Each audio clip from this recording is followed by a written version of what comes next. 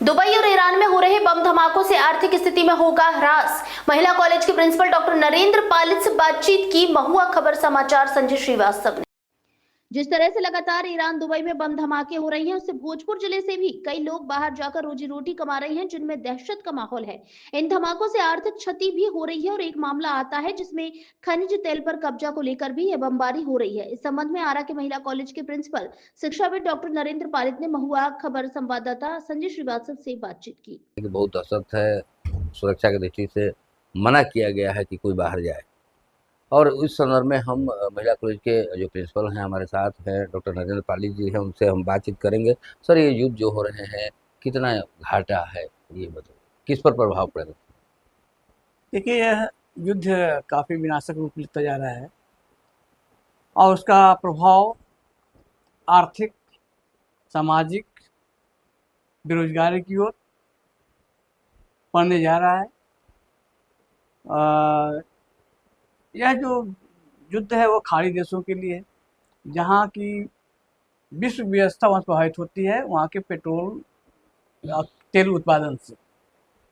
जैसे ही वो वहाँ का उत्पादन कमेगा युद्ध के कारण, वहाँ से निर्यात होना कम जाएगा, तो उसके मूल्य बढ़ जाएंगे खनिज तेलों का, जिससे विश्व के कई चीज़ों का उत्पादन प्रभावित होगा, वो महंगा हो जाएगा। यातायात व्यवस्था महंगी होगी तो ट्रांसपोर्टेशन कॉस्ट बढ़ जाएगा। इतना ही नहीं, उस युद्ध का प्रभाव होगा कि शेयर बाजार बहुत तेजी से प्रभावित होगा और उससे अर्थव्यवस्था पूरी तरह से लड़खड़ाएगी और बहुत असर पड़ेगा, बहुत ज़्यादा असर पड़ेगा। और उसका प्रभाव भारत पर भी देखने को मिलेगा हमें शीघ्र ही, जब वहाँ से लोगों का पलायन होगा, बेरोजगारी की समस्या बढ़ जाएगी, उन जो हमारे नागरिक बाहर गए हुए हैं वो। सर, ये जो युद्ध हो रहे हैं उसके मुख्य कारण आपको क्या लग रहा है? देखिए, विश्व में जो भी युद्ध होते हैं, वो जो शक्तिशाली देश होता है वो कोई ना कोई बहाना बनाकर अपनी आर्थिक स्थिति मजबूत करने के लिए युद्ध थोप देते हैं। अब ईरान है, वो निश्चित रूप से नेतृत्व करता है खाड़ी देशों को और एक संतुलन वहाँ बनाए रखने में सक्रिय रहा है, लेकिन लोगों की नज़र उस तेल पर रहता है।